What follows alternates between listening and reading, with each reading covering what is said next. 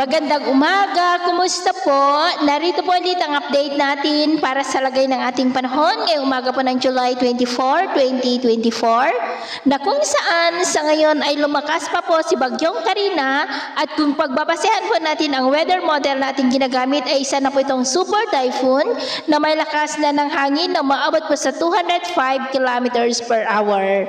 Nasa silangan na po ngayon ng Taiwan pero yung habagat ay patuloy pa rin po nitong hinahatak na dahilan pa rin ng mga pag-uulan na nararanasan sa malaking bahagi ng Luzon, ilang bahagi ng Visayas, Sulu Archipelago at Zamboanga Peninsula. Posibleng lalakas pa po yan mamayang hapon with an intensity peak of 220 kilometers per hour. Bago po nagbabantang mag-landfall dyan po sa may Taiwan at bukas ng hapon ay posibleng tumbukin na po nito ang eastern part ng China.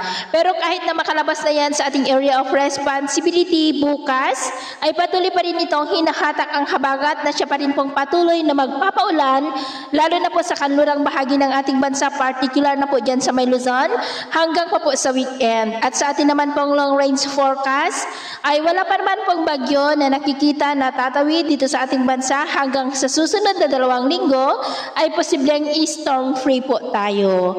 At sa lagay po ng ating panahon, ngayong madaling araw ay maulan pa rin sa may Batanes at Babuyan Group of Islands. Dulot pa rin po yan ng bagyong si Karina. At dahil naman sa habagat, ay maulan na rin sa may Ilocos Region, ilang bahagi ng Cordillera, ilang bahagi lamang ng Cagayan Valley, malaking bahagi ng Central Luzon, Metro Manila, ilang bahagi ng Calabarzon, Mindoro Provinces, Bicol Region, Western Visayas, Bohol, Leyte, Samar, Sulu Archipelago, Dinagat Island at Zamboanga Peninsula. At mamaya ay sisikat na po ang araw sa malaking bahagi ng bansa, lalo na po sa silangan ng Northern Luzon, ilang bahagi ng Visayas at malaking bahagi ng Mindanao.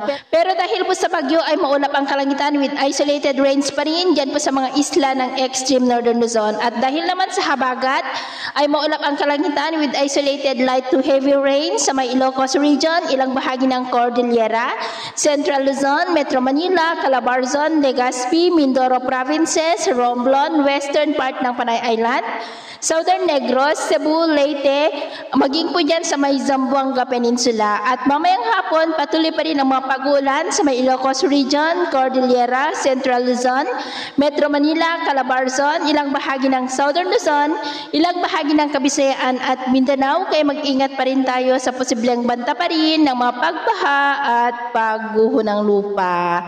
At sa atin naman pong mabaybayin, iwasan na muna natin ang papalaot dyan po sa kanlurang baybayin ng Luzon, dulot ng habagat, at dyan po sa extreme Northern Luzon, dulot naman po ng bagyo.